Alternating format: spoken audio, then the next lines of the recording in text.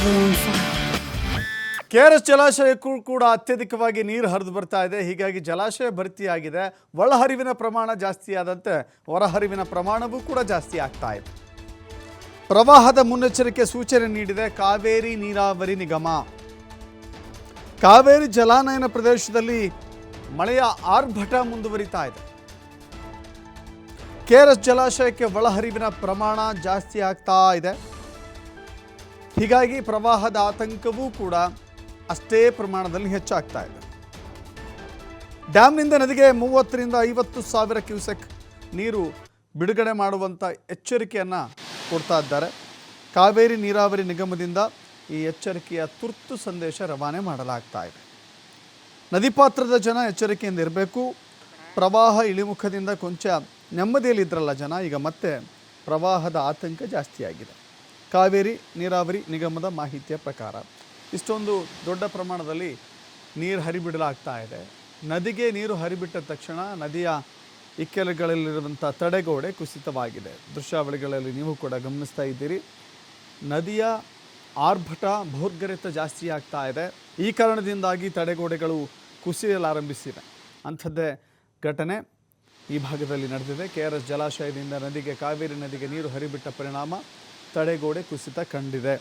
ಇನ್ನು ಜನ ಕೂಡ ಎಚ್ಚರಿಕೆಯಿಂದ ಇರಬೇಕಾಗುತ್ತೆ. ಜನ ಪ್ರವಾಹ ಇಳಿಮುಖವಾಗೋವರೆಗೂ ಕೂಡ ಕೊಂಚ ಎಚ್ಚರಿಕೆಯಿಂದ ಇರಬೇಕು. ಯಾವುದೋ ನದಿಯ ಸಣ್ಣ ಪುಟ್ಟ ಸೇತುವೆಗಳನ್ನು ದಾಟಲಿಕ್ಕೆ ಹೋಗುವಂಥದ್ದು ಅಥವಾ ನದಿಯಲ್ಲಿ ಹುಚ್ಚಾಟ ಮೆರೆಯುವಂಥದ್ದು, ಈಜಲು ಹೋಗುವಂಥದ್ದು ಆಲ್ಮೋಸ್ಟ್ ಒಂದು ಸ್ವಲ್ಪ ದೂರ ಇರೋದೇ ವಾಸಿ ಸದ್ಯಕ್ಕೆ ಅಂತ ಕಾಣಿಸ್ತಾ ಇದೆ.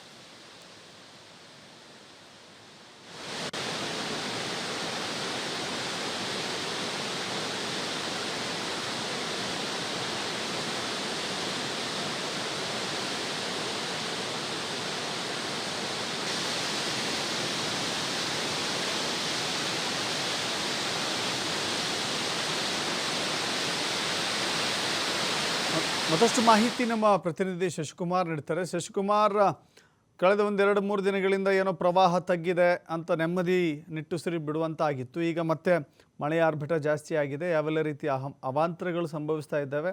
ಕಾವೇರಿ ನೀರಾವರಿ ನಿಗಮ ಕೇವಲ ಎಚ್ಚರಿಕೆ ಸಂದೇಶ ಕೊಟ್ಟು ಸುಮ್ಮನೆ ಕೂರಬೇಕಾ ಅಥವಾ ಜಿಲ್ಲಾಡಳಿತ ಹೆಚ್ಚಿನ ರೀತಿಯಲ್ಲಿ ಒಂದು ಕ್ರಮವನ್ನು ತೆಗೆದುಕೊಳ್ಬೇಕಾಗುತ್ತಾ ಅಂತ? ಹೌದು ದಶರಥ್, ಏನು ಕಾವೇರಿ ಕೊಳ್ಳದಲ್ಲಿ ಮಳೆ ಒಂದ್ ರೀತಿ ಕ್ಷೀಣಿಸಿತ್ತು. ಹೀಗಾಗಿ ಬೆಳಗ್ಗೆವರೆಗೂ ಕೂಡ ಯಾವುದೇ ತರದ ಪ್ರವಾಹದ ನಿರಾತಂಕವಿತ್ತು. ಆದ್ರೆ ಇದೀಗ ಮಧ್ಯಾಹ್ನದ ವೇಳೆಗೆ ಮತ್ತೆ ಒಳಹರಿವಿನ ಪ್ರಮಾಣ ಹೆಚ್ಚಾಗಿರ್ತಕ್ಕಂಥದ್ದು. ಇನ್ನು ಕನ್ನಂಬಾಡಿ ಅಣೆಕಟ್ಟೆ ಕೂಡ ಬಹುತೇಕ ಭರ್ತಿ ಆಗಿರ್ತಕ್ಕಂಥದ್ದು. ಹೀಗಾಗಿ ಮತ್ತೆ ಮಧ್ಯಾಹ್ನದ ವೇಳೆಗೆ ಪ್ರವಾಹದ ಆತಂಕ ಮುಂದುವರೆದಿರ್ತಕ್ಕಂಥದ್ದು. ಈಗಾಗಲೇ ಕಾವೇರಿ ನೀರಾವರಿ ನಿಗಮದ ಅಧಿಕಾರಿಗಳು ಪ್ರವಾಹದ ಮುನ್ನೆಚ್ಚರಿಕೆ ಕ್ರಮಕ್ಕೂ ಕೂಡ ಸೂಚನೆಯನ್ನ ಕೊಟ್ಟಿರ್ತಕ್ಕಂಥದ್ದು.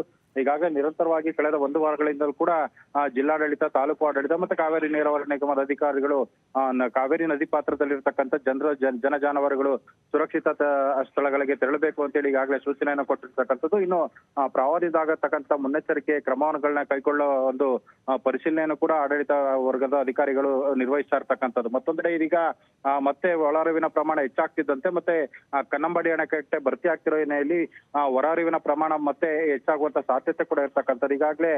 ಈಗಾಗಲೇ ಏನು ಪ್ರಕಟಣೆಯನ್ನ ಹೊರಡಿಸಿರ್ತಕ್ಕಂಥ ಕಾವೇರಿ ನೀರಾವರಿ ನಿಗಮದ ಅಧಿಕಾರಿಗಳು ಮತ್ತೆ ಪ್ರವಾಹದ ಮುನ್ಸೂಚನೆಯನ್ನ ಕೊಟ್ಟಿರ್ತಕ್ಕಂಥದ್ದು. ಈಗ ಮಧ್ಯಾಹ್ನ 2 ಗಂಟೆ ಸುಮಾರಿಗೆ 30,000 ಕ್ಯೂಸೆಕ್ಸ್ ನ ಹೊರಹರಿವನ್ನ ಬಿಟ್ಟಿರ್ತಕ್ಕಂಥದ್ದು. ಇದರ ಪ್ರಮಾಣ ಮತ್ತೆ ಹೆಚ್ಚಾಗುವಂತ ಸಾಧ್ಯತೆ ಇರೋ ಹಿನ್ನೆಲೆಯಲ್ಲಿ ನದಿ ಪಾತ್ರದ ಜನರು ಸುರಕ್ಷಿತ ಸ್ಥಳಗಳಿಗೆ ತೆರಳಬೇಕು ಅನ್ನೋ ಒಂದು ಸೂಚನೆಯನ್ನು ಕೂಡ ಕೊಟ್ಟಿರ್ತಕ್ಕಂಥದ್ದು. ಹೀಗಾಗಿ ಮತ್ತೆ ಕಾವೇರಿ ನದಿ ಪಾತ್ರದಲ್ಲಿ ಪ್ರವಾಹದ ಭೀತಿ ಎದುರಾಗಿರ್ತಕ್ಕಂಥದ್ದು Dasharath. Yes, thank you Shashikumar ನಿಮ್ಮೆಲ್ಲ ಮಾಹಿತಿಗೆ.